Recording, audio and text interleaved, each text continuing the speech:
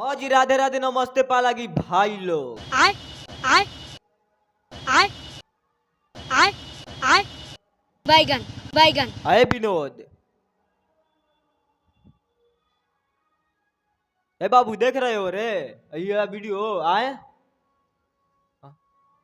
साला हम तो, हाँ हमको लग रहा है कि साला ऐसा ऐसा वीडियो आता है हमारे पास में। आए मैंने देख रहे हो आकांक्षापुरी के वीडियो ही होला।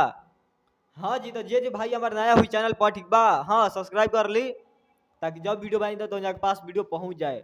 देखो बात ऐसा है कि हम अभी अभी इंस्टाग्राम खोल के चला रहे थे, ठीक है, हम विनोद इंस्टाग्राम चला रहे थे और देख लो ये ला वीडियो मिल गया हमको। हाँ मैंने ऐसा ऐसा वीडियो आता है, हई आकांक्षापुरी के देख लो, ठीक है। कुछ दिन पहले एगो भैया के साथ में वायरल भई रहे, लटक जइबो करके गाना आइल बा न, आए लटहक जइबो राजन हो के, हाँ वही गाना अभी ट्रेंड कर रहा है, ठीक है, जाकर इंस्टाग्राम पर देख सकते हो। हमको तो लग रहा है कि आकांक्षापुरी की आईडी पर मतलब है जो वीडियो वाला 54-55 मिलियन पार, हाँ हो गया होगा विनोद, ठीक है।